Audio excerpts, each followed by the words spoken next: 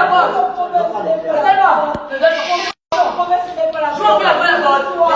Laisse-nous ouvrir la porte. Laisse Coco ouvrir la porte. Calme-toi. C'est dans le feu. Laisse-nous ouvrir la porte. On les met toucher.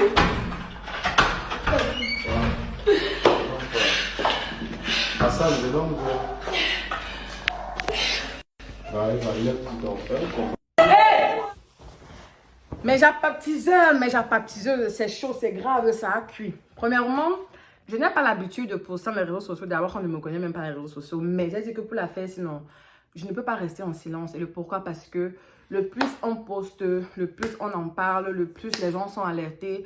Et le plus on peut essayer de voir ce qu'on peut faire de manière, je sais pas, spirituelle, financière, pour pouvoir aider la vie de notre soeur. Parce que notre soeur camerounaise, Coco Emilia, est, je peux dire, entre la vie et la mort. Parce que ça, c'est même pire que la mort. C'est dans le genre que tu as la même vue. Tu as la même vue de l'autre côté. Mais là, on ne sait pas quelle est sa situation. On continue à chercher les informations par rapport à ça.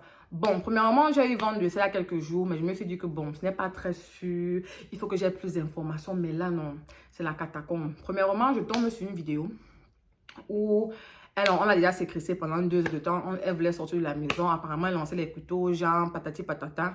Et là, je continue alors à m'avancer dans les réseaux sociaux pour voir ce qui se passe. Apparemment, elle a été internée d'abord à l'hôpital Génico, de Génico à Jamo, de Jamo au CHU. Ça veut dire qu'elle va d'hôpital en hôpital parce qu'on se dit qu'il n'y a pas de solution. Et les médecins camerounais disent que là, non. Tu vas seulement dans notre pays parce que, gars, au Cameroun, il n'y a pas d'abord le personnel, il n'y a pas d'abord l'équipement, il n'y a pas ci, il n'y a pas ça. Donc, vraiment, on ne sait pas ce qu'il faut faire. Et donc, une infirmière camerounaise vient alors pour vous donner un peu les informations. Attendez. Les informations, je vais vous lire ça. Elle dit ceci. Je suis infirmière à l'hôpital Génico de Yaoundé. Elle était chez nous il y a 1 mois pour manque de sommeil et manque d'appétit. Son père a insisté pour des examens approfondis. C'est où on découvre qu'elle a le foie et les reins complètement détruits. On la transfère à Jamo et de là, elle est allée au CHU où là, Dieu seul peut la sauver. C'est pour vous dire que vraiment, elle a un cas critique. Voilà. Maintenant, elle va dire ceci. Le médecin chef a dit ses reins ont complètement lâchés et son foie est tout détruit. J'ai appris que sa famille compte l'amener en Afrique du Sud ce mois-ci pour la sauver car le Cameroun, rien n'avance. Quand on dit il y a ce mois-ci, non. Je ne sais pas si les parents attendent un moyen financier parce que quand on dit que quand il y a le foie détruit, les reins détruits, ça veut dire que ça a déjà touché le cerveau. Parce que le foie encore, les reins, quand le rein est détruit, ça va directement au cerveau. Donc, c'est là que tu pètes les plombs, tu deviens complètement folle ou bien fou. Tu ne réagis plus de toi-même. D'abord, le foie, on le sait, c'est pas remplaçable. Mais le rein est remplaçable. Mais Dieu seul, Dieu au contrôle. Son père était en pleurs ce jour. C'est lui qui est avec elle partout maintenant. Et Sophie et Ryan vivent actuellement avec leur grand-père. Son père a fermé sa maison et saisi tous ses documents. Sa mère voulait tout récupérer. Bref, le médecin a dit qu'elle a une dépression. Et s'est laissée aller dans l'alcool. Pourtant, elle savait qu'elle avait une insuffisance rénale. Ça veut dire qu'elle avait déjà des problèmes de santé par rapport à ses reins depuis longtemps qu'elle connaissait très bien. Et par rapport à la dépression, tout a lâché. En fait, donc elle s'est laissée aller à la dépression. Maintenant, quand je fouille dans mes recherches, je me demande, mais qu'est-ce qui s'est passé? Pourquoi est-ce qu'elle s'est lâchée dans l'alcool? Plein d'informations viennent de là, de ça et là, en se disant que non, c'est par rapport à... On ne connaît pas Bemba. Le grand diamantaire, le milliardaire. Que par Bemba est venu dans sa vie, il a détruit et c'est de là que voilà. D'autres informations sont venues le genre en disant que non, c'est parce que comme elle a porté plainte à Pavemba pour le divorce et Pavemba a rebalancé le retour de la plainte sur elle et a pris 500 millions.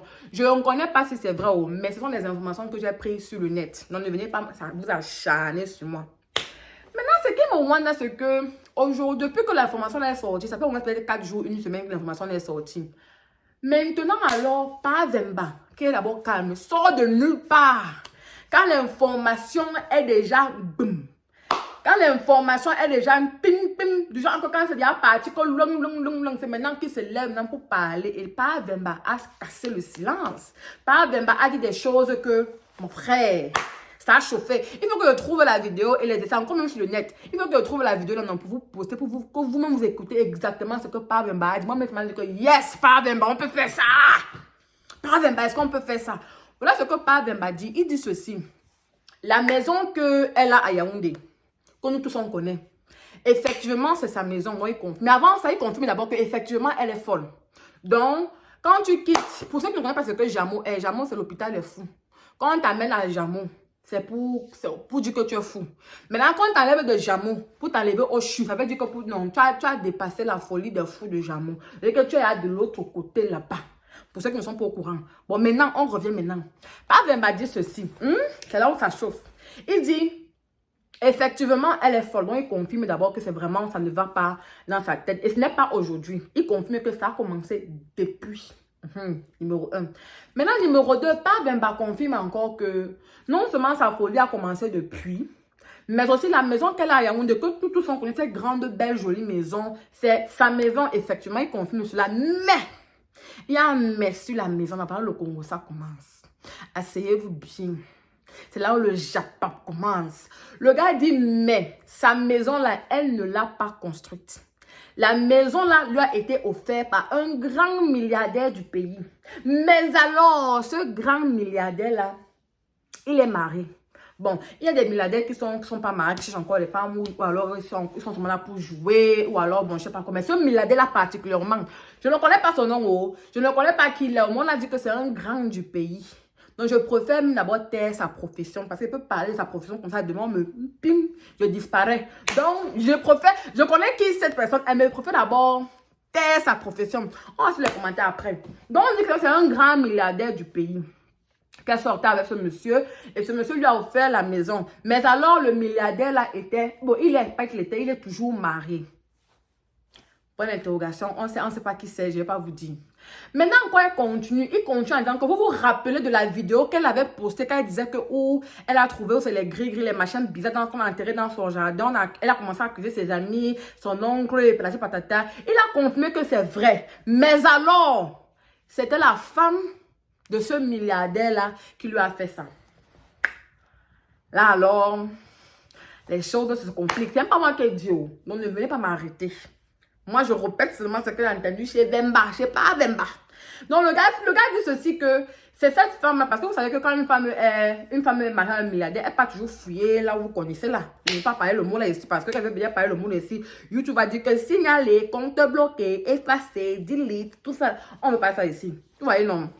Donc, vous savez que les femmes milliardaires, elles vont toujours chercher pour voir, parce qu'elles connaissent qu'elle n'est pas la seule, elles savent qu'il y a même 15 études derrière. Donc, elles vont aller fouiller pour voir qu'il a. Donc, elles se rendent compte que la personne qui est sa rivale, c'est Coco Emile. On connaît Coco Emile, c'est une grande influenceuse. Elle peut la déclasser n'importe quel moment, minute et seconde.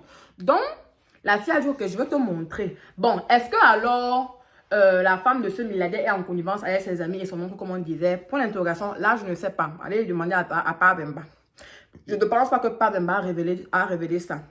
Donc, Pavemba dit encore dans sa vidéo que vous vous rappelez le jour que on avait posté une vidéo qu'on était ensemble et les gens ont commencé à dire, on était dans une fête, il y avait la bagarre et tout. Les gens ont commencé à dire que, oh, peut-être qu'ils sont ensemble, tu vois. Il a confirmé que c'était vrai. En fait, ils ont été dans une fête. La fille, Émile, elle ne savait pas que Vemba était là. Donc, le gars l'a arrêté par derrière, elle se retourne que le gars, c'est comment. Donc, quand on a check up la photo, là, la vidéo, là, on a fait du coup, ils sont encore revenus ensemble. Pourtant, ils n'étaient plus ensemble. Le gars, ça m'a dit que bon, on peut quand même sortir comme ça. Et puis, je vois ma femme, alors mon ex-femme, je l'arrête pas comme si elle allait les problèmes. C'était comme du chat et chien. Dieu, quand même, t'a arrêté. Mais la fille, ça m'a dit que mon frère, le gars, il cherchait quoi derrière moi. La vidéo est partie. Comme le gars il y avait un petit problème qui s'est passé là-bas à la fête. Le gars, il est rentré dans leur maison de Yaoundé, là où il est, avec elle en fait, parce qu'il était venu au Cameroun pour elle. Maintenant, donc alors, elle n'est pas en boîte. Arrivée en boîte, maintenant, elle a commencé à boire, sachant qu'elle a ses problèmes de rein. Elle a commencé à boire et dans sa boisson, elle a commencé à prendre, elle a pris la farine blanche. Bon, on connaît tout ce que c'est que la farine blanche. Par exemple, si je parle de la farine blanche ici, YouTube va me dire que signaler, couper, bloquer, bye. Donc, on ne veut pas ça ici.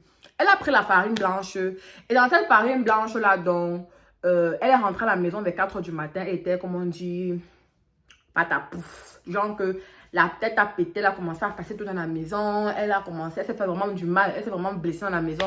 Et le lendemain du jour, elle part de encore, vous vous rappelez de la photo, la vidéo qu'elle avait postée par rapport à ses bleus, tout. Les gens ont commencé à me dire que ils sont battus, alors que c'était pas ça. C'est juste qu'elle sortait de la fête et quand elle est rentrée, les nerfs ont pété, elle a cassé tout dans la maison, elle s'est fait du mal, les bleus et patati patata. C'est maintenant pas que Pavemba confirme. Là, Pavemba dit, dans l'autre, tu vois, qui m'a choqué. Elle dit que non, on ne peut pas faire ça. Elle dit qu'on dit que quelqu'un est calme, non. Mais il y a calme et calme. Pavemba dit, il dit qu'après ce jour-là, il a pris ses bagages le lendemain ou quelques jours plus tard. C'est que dans la même semaine, il a pris ses bagages, il est rentré en France. Arrivé en France, Emile a lui fait un voice en disant que quand je me regarde sur le miroir, ce n'est pas mon image que je vois, mais c'est ton visage que je vois. Quand les gens ont entendu la partie, les gens ont écrit les commentaires que non, c'est encore le dolo, c'est l'amour, c'est parce qu'elle t'aime trop, elle a mis son cœur, les organes, machin, tout ça là.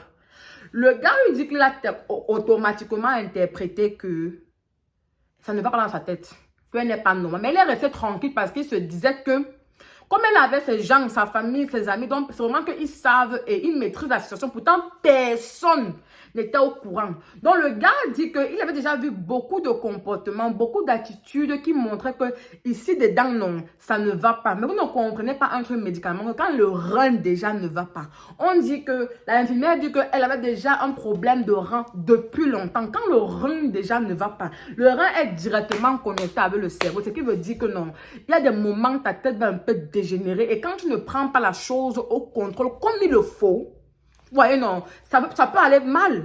Et du fait que sa famille ne connaît pas, donc personne ne peut contrôler, personne ne sait, personne ne peut se rassurer qu'elle va à l'hôpital prendre ses médicaments. Parce que là, maintenant, on dit que son père qui marche partout avec elle. Donc, son père, je me dis que s'il était au courant, il devait peut-être prendre ça en charge. Donc, que la responsabilité, c'est ma fille. C'est vrai que ma fille est grande, mais c'est ma fille. Je veux quand même l'amener à l'hôpital pour savoir si elle prend ses médicaments, si vraiment. Mais là, quand c'est déjà comme ça que die à la fin, comme ça que mon frère, ce n'est que la main du Saint-Esprit qu'il faut maintenant passer par là. Les gens m'ont dit que mon frère Bemba, tu as vécu avec une femme, même si c'est 2 jours. Mais là, c'est mon avis maintenant. Et moi, c'est pas comme les gens me sont parlé. Ça, c'est mon avis. Même si tu as vécu avec la femme pendant 2 jours, tu as quand même vécu avec elle, tu as partagé des moments avec elle. Donc, tu vois des choses que les autres ne peuvent pas voir. Ne te dis pas que parce que la femme, si c'est ma mère, la femme, le monsieur, si c'est mon père, l'autre aussi, c'est ma soeur, mon frère, ça veut dire qu'ils connaissent tout. Non. Le moment où je sors de la maison de mes parents, la personne qui me connaît de la tête aux pieds, c'est mon mari, c'est ma femme. Ce n'est pas quelqu'un du dehors. Donc, quand tu vois quelque chose, on dit qu'on est calme, non, mais on parle. Ce n'est pas quand il y aura le cadavre que tu vas venir parler. Parce qu'il y a un truc que Vemba a oublié. La chose qu'il a oublié, c'est ceci, c'est que tu deviens suspect numéro 1. Parce que, on dit ceci chez nous au Cameroun, quand tu vois quelque chose, ouvre ta bouche, pas parler. Parce que si tu ne parles pas et que le pire arrive, tu deviens suspect numéro 1. Parce qu'on va dire que quand c'était au début, tu n'as pas parlé. Pourquoi maintenant, quand le cadavre, que tu veux maintenant nous dire que non, maintenant on faut avec le cadavre? Parce que tu connais ça depuis. Moi, si j'avais parlé depuis longtemps, on devait voir comment on pouvait faire de manière spirituelle, de manière ceci, de cela, machin. Maintenant, tu veux nous dire quand les choses sont là, comme on dit, on y a et vracata. Maintenant, vous voulez donner le travail aux médecins, que les mêmes sont en Afrique du Sud, là maintenant, on prie seulement Dieu que les médecins de l'Afrique du Sud, là, soit le Seigneur Jésus-Christ en personne. Donc, que Dieu touche les médecins, là, qu'on lui donne les vrais traitements. Ça veut dire que quoi? En ce moment, non. Moi, je ne suis pas le genre de personne qui a l'habitude de pousser mes réseaux sociaux parce que je vois souvent beaucoup de choses, je passe dessus. Je me suis dit un truc, on a perdu notre soeur Cooper, Madame Cooper. C'est vraiment, la mort de Madame Cooper m'a fait mal le Jacques. C'est comme c'est ma propre soeur, comme on était familier.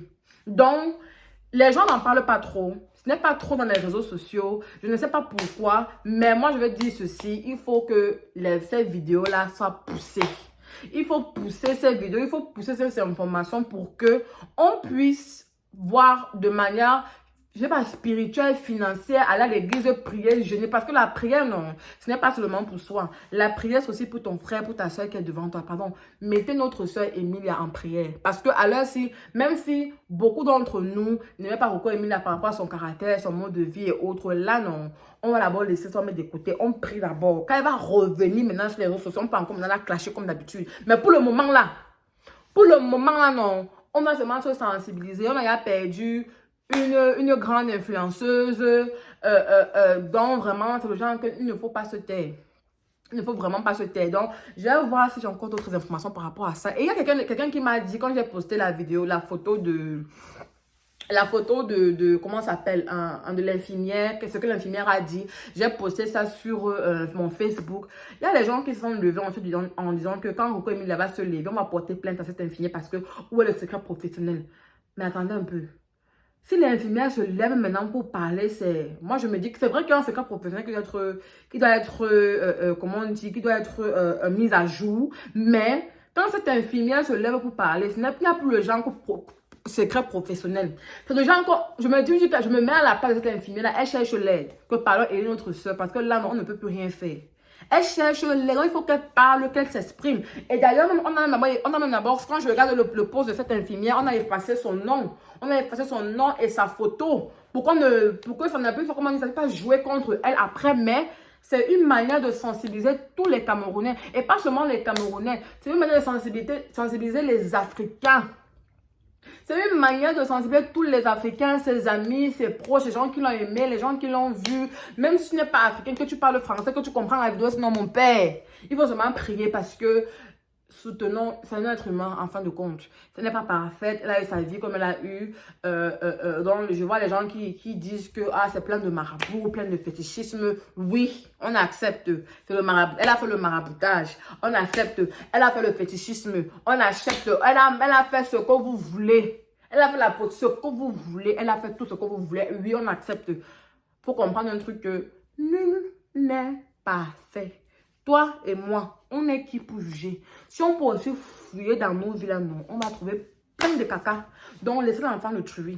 Là, elle a encore comment de voir la mort. Donc, mieux qu'elle revienne à la vie. Elle quitte du séjour des morts là pour revenir à la vie. On prie pour notre soeur. C'était pour aujourd'hui. Abonnez-vous.